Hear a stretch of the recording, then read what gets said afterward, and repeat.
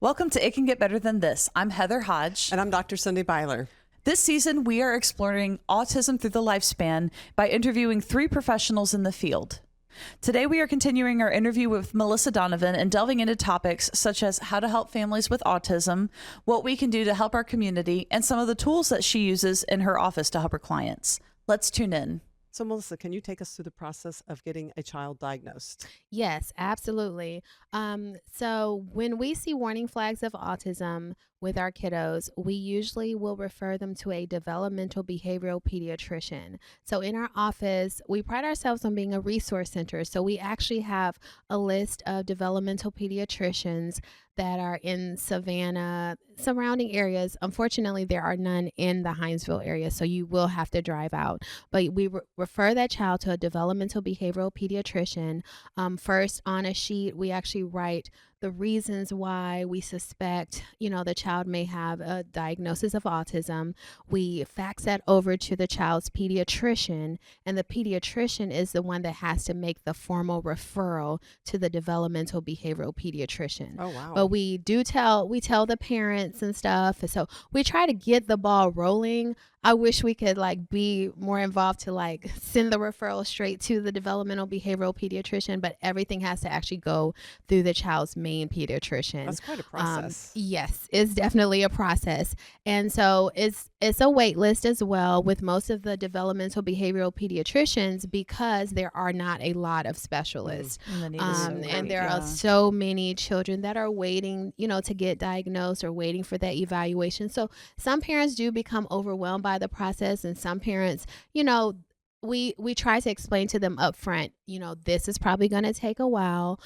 So just be patient. Mm-hmm. But, the purpose is to get them on the list. And of course, call if you're on that wait list to see where your child is on that wait list. Because, sometimes if there are cancellations, last minute openings, they can get your child in sooner. For some parents, they'll kind of just leave it in the doctor's hands. And we're like, no, you have to, you have to be aggressive and, follow up, say, hey, did you all, where is my child on the wait list? And so once your child gets referred to that developmental behavioral pediatrician by your child's primary pediatrician, then that developmental behavioral pediatrician, they'll go through a battery of different tests and assessments and questionnaires. The process is usually, sometimes it takes, I think, a couple days for some of those children to get evaluated, or a couple of different sessions for some of them to get evaluated. And so once all of that information is complete, then they will write up a formal assessment, a formal report rather, and in that report they'll have recommendations for possibly ABA, speech therapy, occupational therapy. They'll tell you probably the level of autism that your child has, and it varies based off, the child's strengths and weaknesses, what they can do and what they can't do based off of the assessments that they give them. And so then once you get all those recommendations, then of course you have to go back to your pediatrician and get a referral to, you will have to get a referral to occupational therapy if you don't have, not a referral, sorry, a prescription for occupational therapy. The pediatrician would have to put in a referral or a prescription for ABA therapy. So the developmental doctor cannot do that. The regular pediatrician does. Mm-hmm. Wow. Is that how that is, even if it's the same facility? You mean if it was all happening at the same place? Right. They may be able to make the process a lot simpler. I don't know, because I know usually in Hinesville we have to refer out. Yeah. And then the places that we refer to that are usually in Savannah, they are usually going to send them to local places in Hinesville. So if it were local places, I'm not completely sure. I do know that there are some, I think, offices in Savannah that, probably have the developmental behavioral pediatrician and the pediatricians, and they may even have ABA and everything in one location. I know some places in Atlanta and stuff have it. Yeah. I don't know if many out here. That would be awesome. That would be outstanding. That's in the next few years. Yes, but we usually are just very instrumental in the initial push or encouragement to the parents, because when we see a lot of kiddos, they're starting out with us at 1, at 2, at 3. They've never been to like daycare or preschool, or they have probably been home with, mom or dad or with grandparents, or they're not around other children. So the parents are like, I don't see anything. Everything's fine. So when we are giving those initial recommendations and just telling them the warning flags that we see, some parents listen and some do not. But we just want to make sure we do our due diligence to make sure that we plant that seed, so that if it does come up later on, like when they are about to transition into school and stuff like that, they'll know, wait, Donovan Rehab told me that I should, 2 years ago. And that does end up happening a lot, because when children transition into school, that's a whole different realm. Yeah. Right. Oh, yeah. School was actually what helped us, because I homeschooled at first. And when I put them in public school, they started telling me, okay, something's a little different. I'm like, yeah, it's me. No. I always thought it was me. Really? Having the next two come up, but Heather was our perfect child. And then Josiah was quite a handful. And then Ben and Gracie came along. And so I could start comparing, like, okay, well, Josiah's different than Ben and Gracie. But then when we got to school, the Robin Snyder, the guidance counselor, was a lifesaver for us. And she talked to us about, okay, we need to get him diagnosed. So, for what? I need to get diagnosed. That's a common thing that parents with autism hear, though. Yeah, especially when they're that it's little. It's like, yes, you're probably it's probably you. You're probably the one. You're just spoiling him. Or it starts at home and all that kind of stuff. Or he has a stronger will than you. I look back and I'm like, wow, it's really stupid. No. So Miss Snyder, the guidance counselor, really helped us to at least get the diagnosis, at least have him see somebody. I remember now. So a lot of parents will also say, well, do I have to get them diagnosed? And we're saying it's not that it's not that you have to get them diagnosed, but when you get them diagnosed, it opens up the door for them to receive these other services, because they cannot receive ABA therapy if they don't have a formal diagnosis. Right. A child can receive speech and occupational therapy without a formal diagnosis. But, when you're going into school and your child is having challenges and you're looking into possibly needing a IEP or individualized education plan, a lot of times if your child has a diagnosis, then they can make the necessary accommodations, or are more open to making those accommodations if they have that diagnosis already. So you don't have to, but it does make the process of getting resources a lot easier. Yeah. Opens and the sooner door. you diagnose, the sooner you can have these services. Yes. So even if you're not seeing the issue, getting the diagnosis, when you start, that's not normal, or that's not how he or she should be acting, you're at least on a wait list, or you have the diagnosis and you have these resources and you're on their wait list at this point. Yes, absolutely. You're further along in the process. Absolutely. We have a lot of kiddos they'll get their diagnosis early, and some parents are really aggressive with it, and I applaud them. And then they'll get into ABA therapy, like starting at 2 years old. So if you think about it, they have from 2 until 5, like all those like 3 years before school to kind of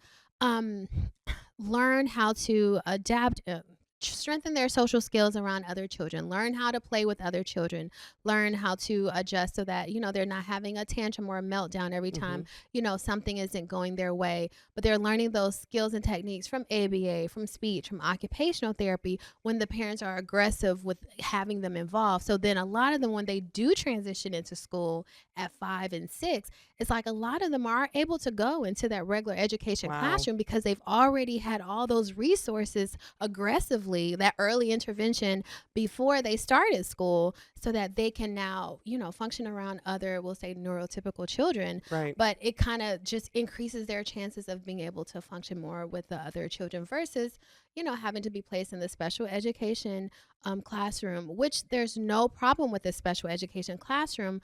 But, for some of our kiddos, we know autism is a spectrum disorder. Our kiddos some of them know so much. And a lot of times we may not be able to see everything that they, may know if they're in the special education classroom. But when they're challenged in both classrooms, not saying anything against a special education classroom, but they may be more challenged in that regular education classroom because, okay, now, you know, I'm having to transition between classes. Things are not always going my way. I don't always have a parapro working right beside me. I have to learn how to be more independent. And so it kind of challenges them from a different it challenges them in a different way from a special education classroom. Right. It might be more what they need to be in a I don't know what you call it, a neurotypical classroom, a regular everyday classroom, mainstream classroom. And having you're saying basically having those tools would equip them for where they really need to be. Yes, okay. Absolutely. And some of them can, you know, they can start, and then the parents like, I didn't think that they would be able to be in this neurotypical classroom. And they're like, you know, I'm still thinking about, you know, pulling them back. I said, well, you know, let's see how they do. Right. Because, you know, we don't want to sell them short or, you know, decrease the difficulty level if they are up to the challenge. Right. And so some of those children, yes, they may need accommodations, you know, as they get older, because things do become more challenging.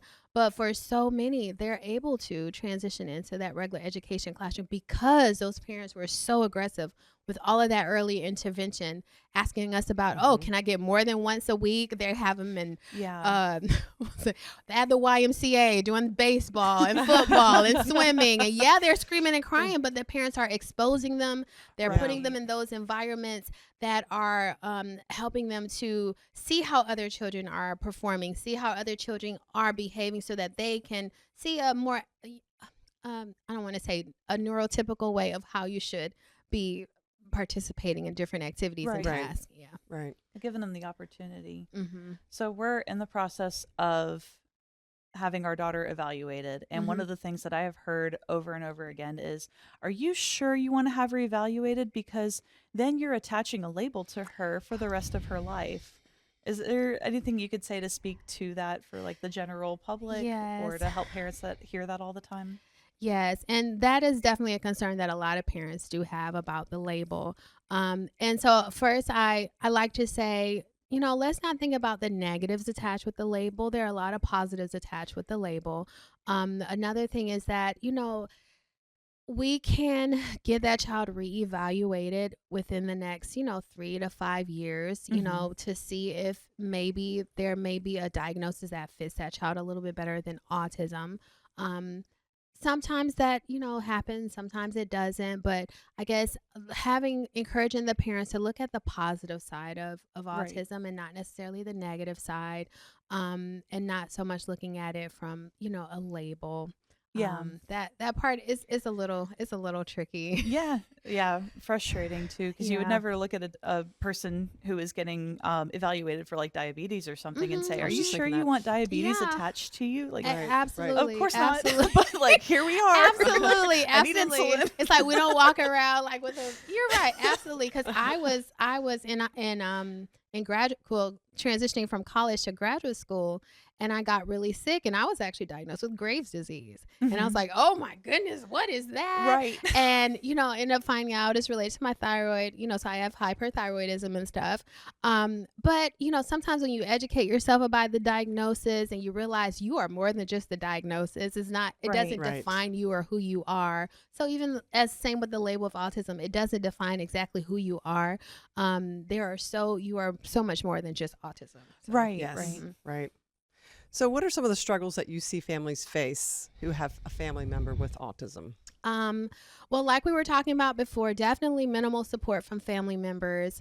A lot of family members are just more hesitant to invite them to different social gatherings like Thanksgiving and Christmas, because a lot of times they don't really know, I think, how to work with the child when they may have a meltdown or just some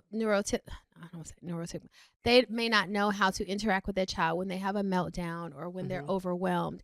And so they'd say, well, you know, maybe we won't invite them. So it's uncomfortable. It's uncomfortable for them. And a lot of parents, I think, a lot of parents are still trying to figure it out themselves because our kiddos on the spectrum is like, sometimes one thing may work, sometimes another thing may work. So it's like parents are still trying to figure it out. So then when family members ask, well, what do I do? And the parents like, I don't know what to do. You can try this, you can try this, you can try this.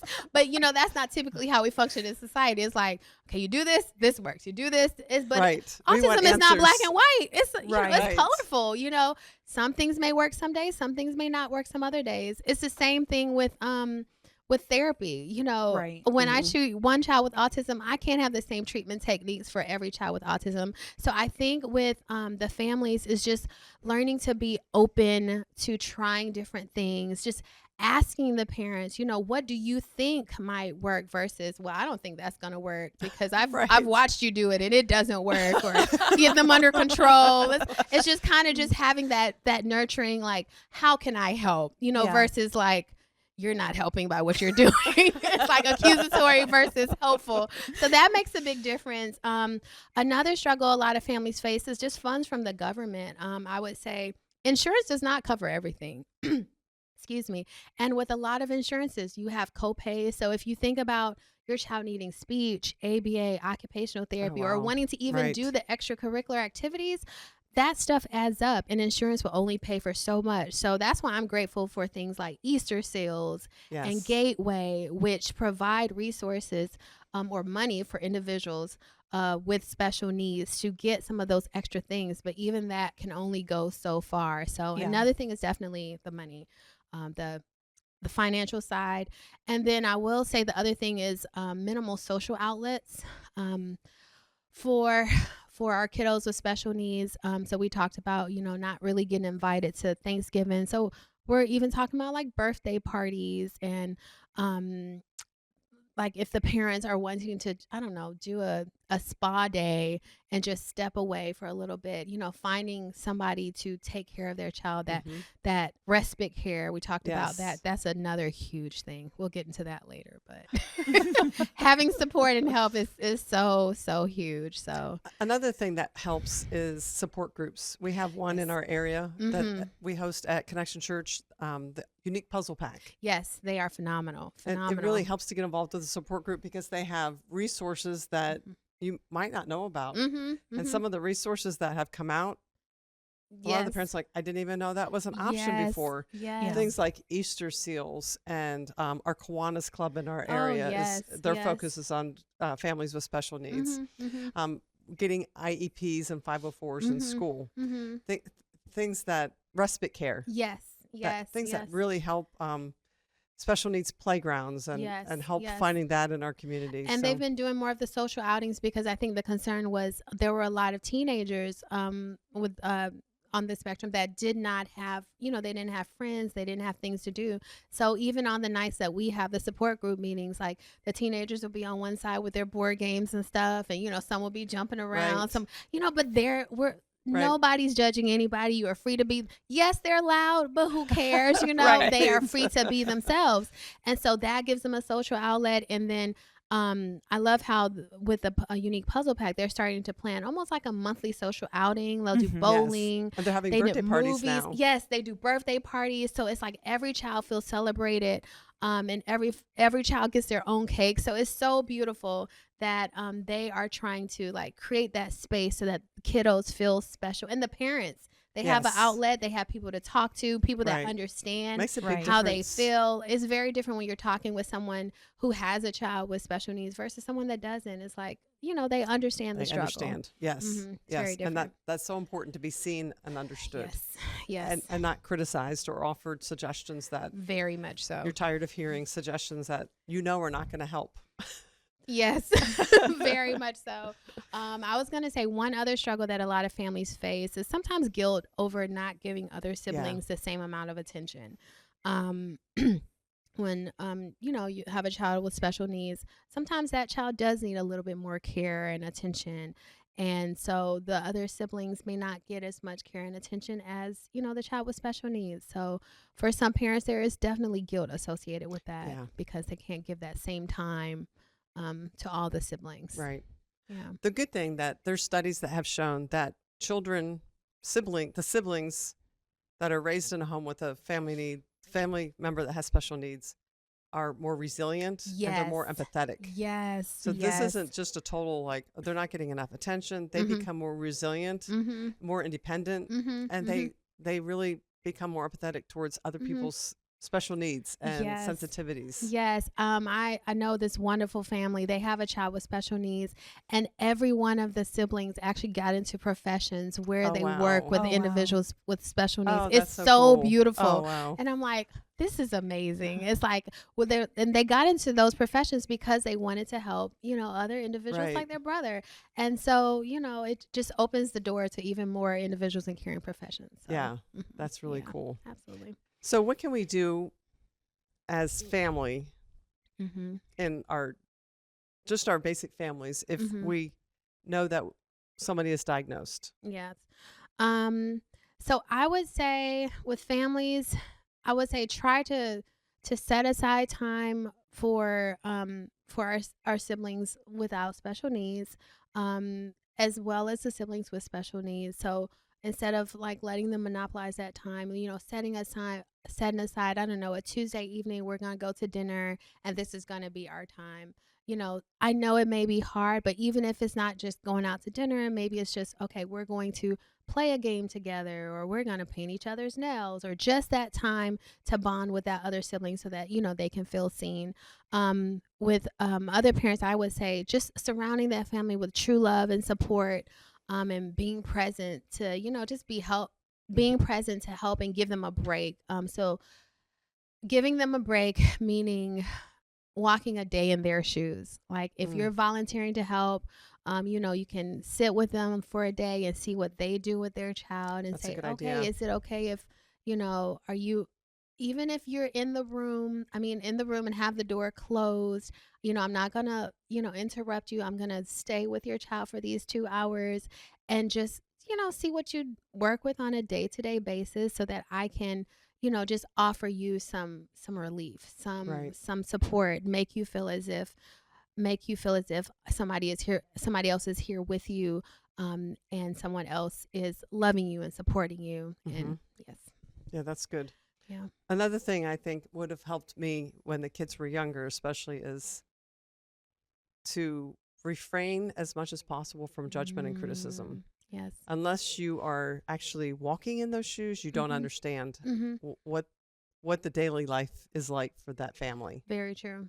And it would have helped to have more support and less negativity and criticism. Because already the parent is already second guessing everything that they do. Yeah.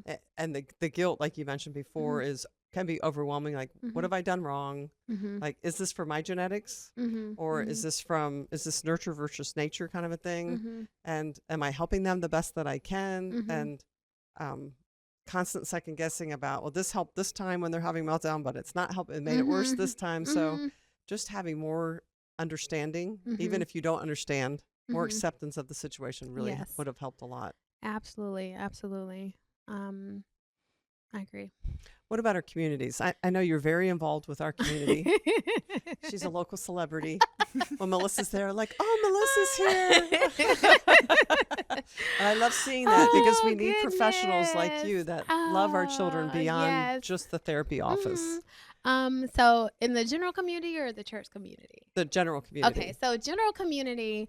So one thing that I think would be outstanding would be if we could get more sponsorships from local organizations that would host like sensory friendly hours during the day or sensory friendly days. I know places like Walmart, when it comes to shopping, I think the hours from 8 to 10 are sensory friendly hours where the lighting is lower. Some of the grocery stores do that.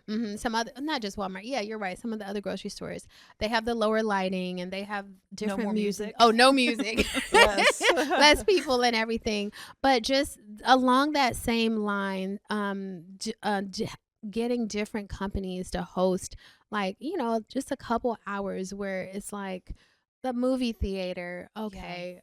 We had the support group. The Unique Puzzle Pack, they went to the movie theater and we were so thankful because they actually allowed them to have like that room where they had lower lighting. Oh, good. And if the kids were jumping up and down and, loud, it was okay, Right. because that was their space that time. So I don't know right now if we we have that in our movie theater, or if there is a time period or not that I'm aware of. a movie time, like I don't know, I don't want to say sensory movie time, but just more of a sensory friendly movie experience. Yeah. That's a really good idea. Yeah. Yeah. So sponsorships from local companies. So we said the movie theater. One of the things that we have in our community, had in our community, is that at our Scarecrow stroll, right? Like, what is that?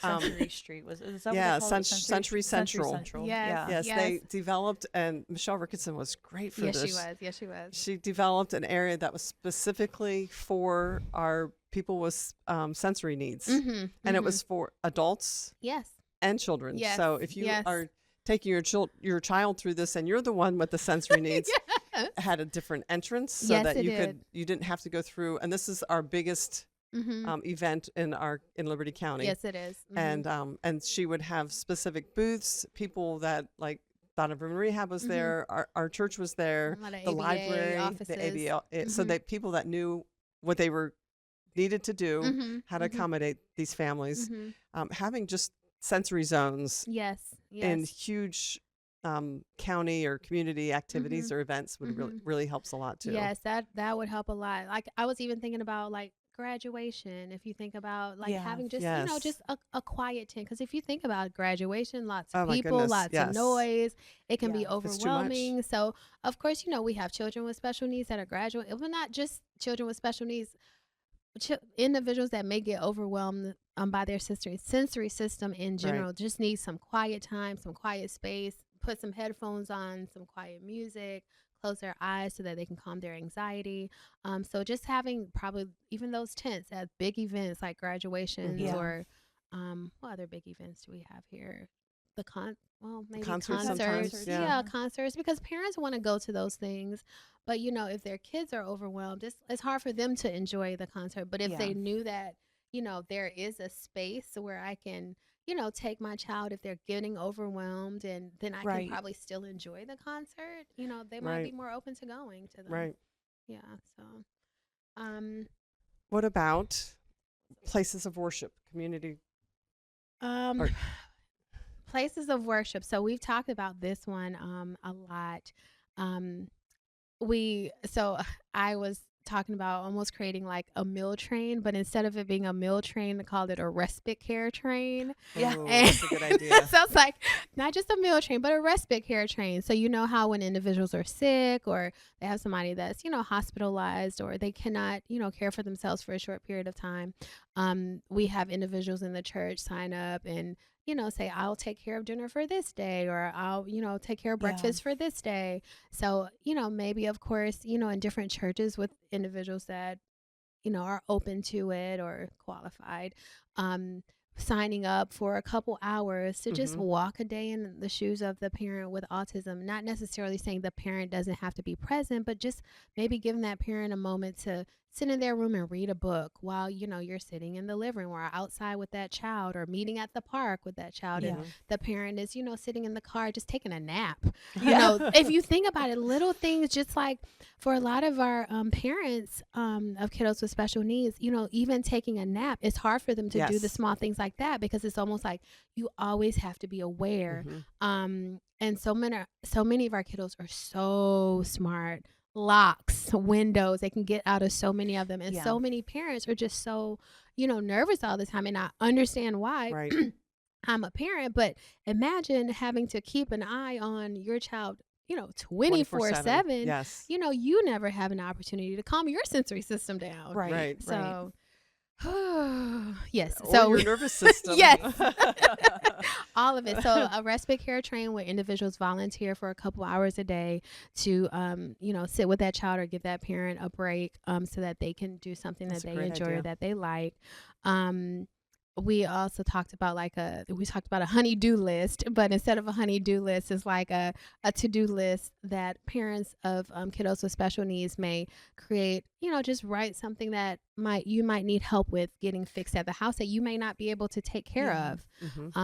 Sometimes we have single parents, sometimes we have two-parent homes, and if you're putting a lot of your time and resources into taking care of that child, sometimes the other small things, the grass getting cut, the hole in the wall, fixing missing the light bulb. Some small things like that do get missed because it's not at the top of your priority list. Right. So kind of having, the church community to help in those ways to, just provide that extra assistance or bridge that gap, because there are so few respite care services or so few services available. Right. And we know the money, is strained as well. So sometimes having those extra resources from our church family and friends, that I think that can make a difference.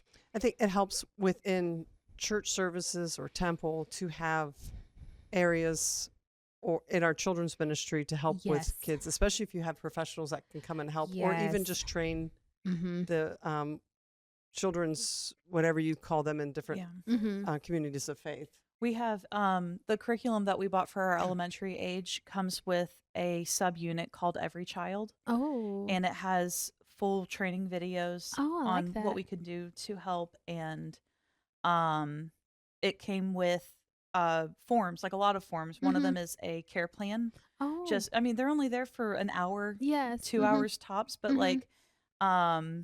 these are things that would help. And they came with a blueprint for 3 different options, because churches vary by what they can afford to do, but there's like a cart, a sensory cart that has different things that they need, a sensory corner of the room, or a sensory room. I like that. And it also came with, so we have videos that teach like Bible lessons or whatever. It came with a low sensory option, or a, what would you call that?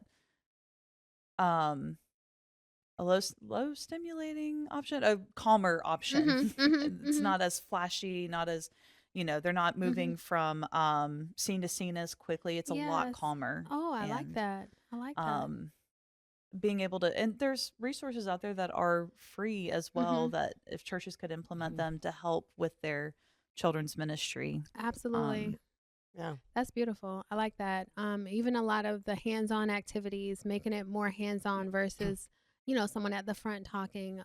We make therapy very hands-on for that specific reason, to kind of help with, calming our sensory systems down and stuff. So that makes a huge difference. But I love the fact that, Connections Church as a whole has just embodied, the special needs population. These are our children. So, we are going to help in every way possible. And the fact that, parents know that they can come and, their children are not being judged.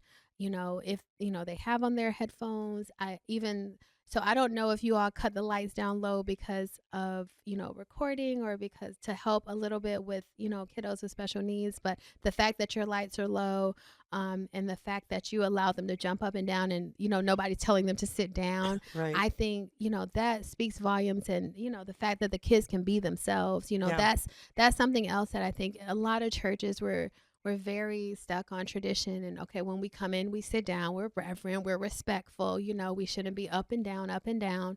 But I can think about, my church in Savannah, we have a couple individuals with special needs there too.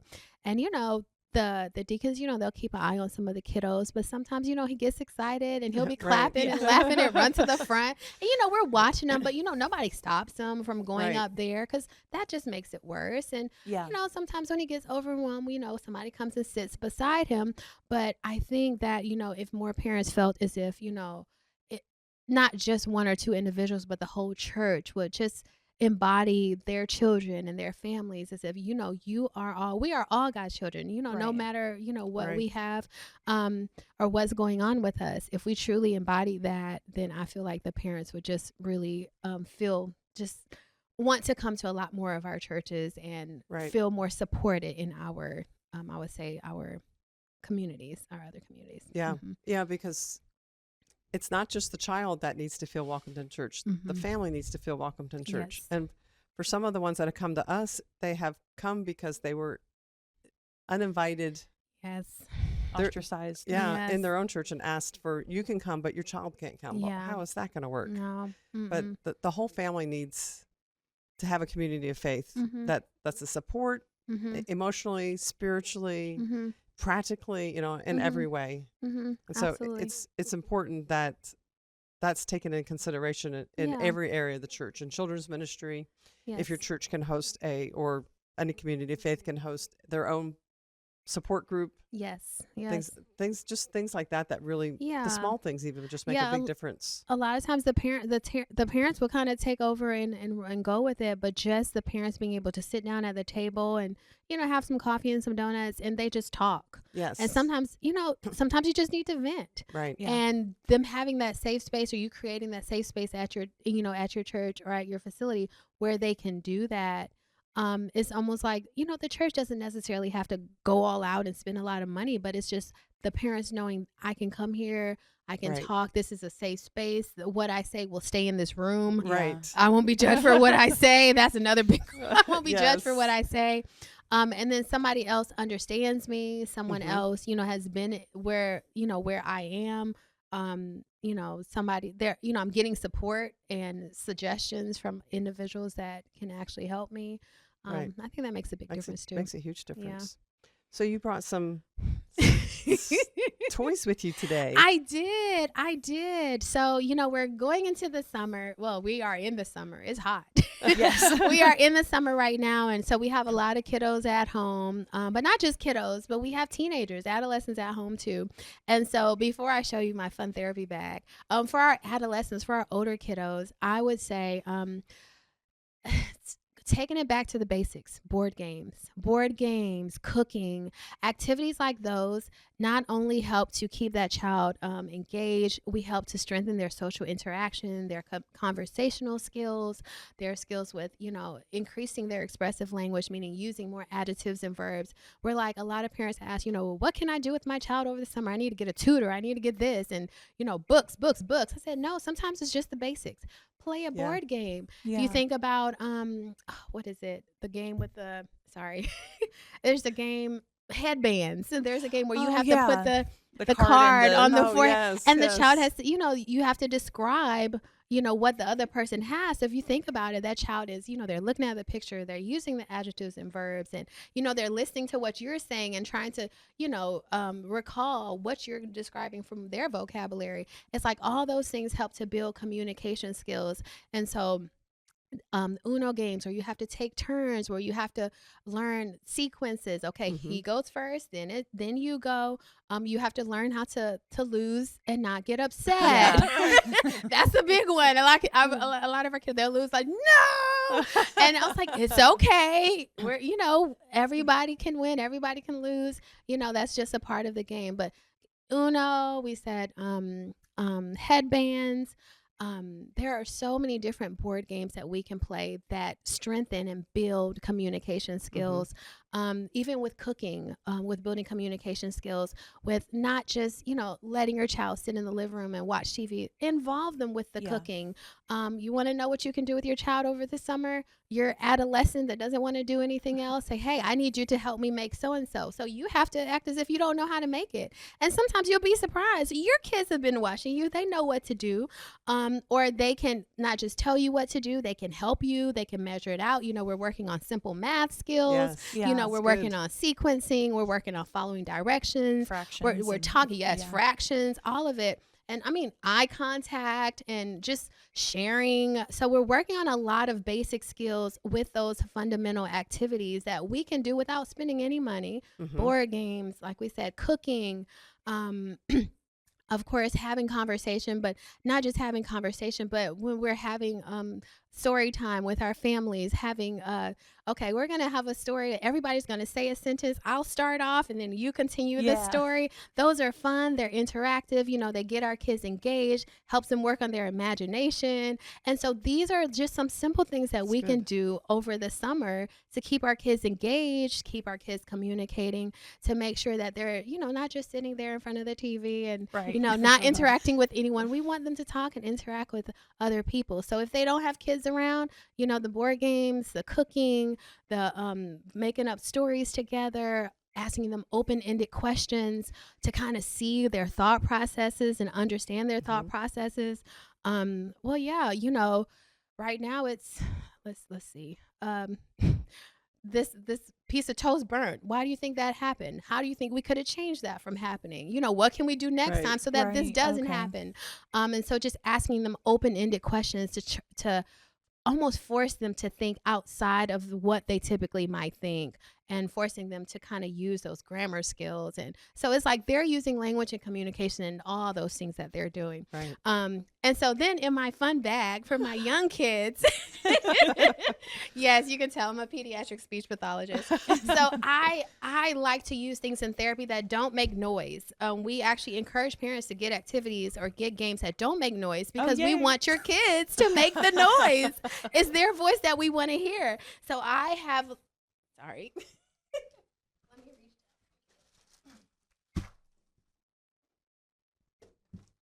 She has all kinds of So stuff. I do have a lot, but I'm not going to go through everything. This is going to be my favorite part all day.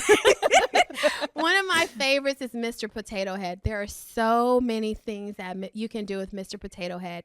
It doesn't matter if I have a 2-year-old or a 15-year-old. They all love Mr. Potato Head. They may act like they don't, but they do. They all love Mr. Potato Head. And so what I love about Mr. Potato Head is that, okay, yes, we can work on labeling the body parts, but we can do so much more than that.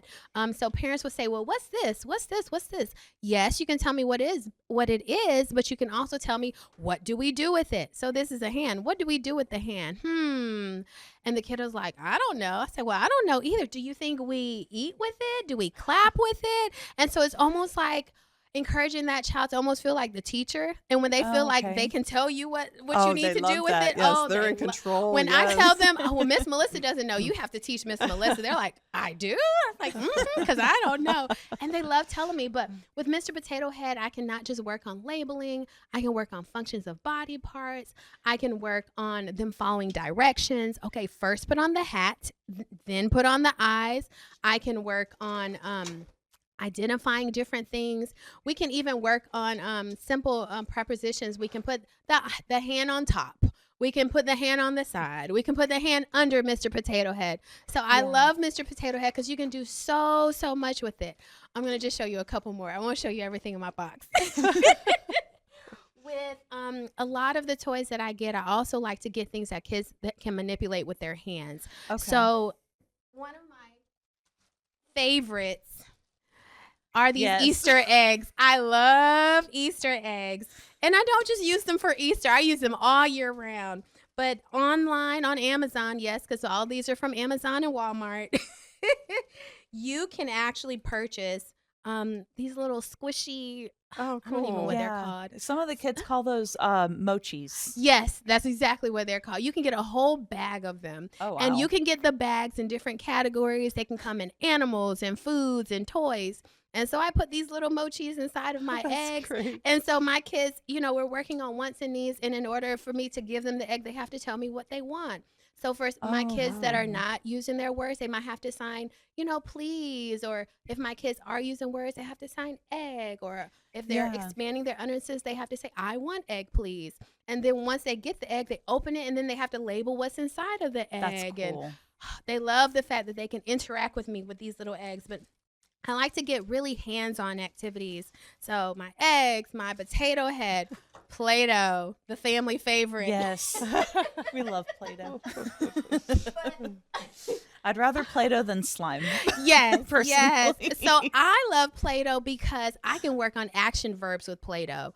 Okay. So I can take out the Play-Doh and I can have the kids, so, they're getting that sensory stimulation of feeling something between their fingers. And so I'm able to keep and grab their attention. So I can have the kiddos take out the Play-Doh and they can push the Play-Doh. They can roll the Play-Doh. They can squeeze the Play-Doh. They can pat the Play-Doh. So I can work on action verbs. I can work on different sounds. Like I can work on my S sounds. They can roll out a snake and say their S sound while we're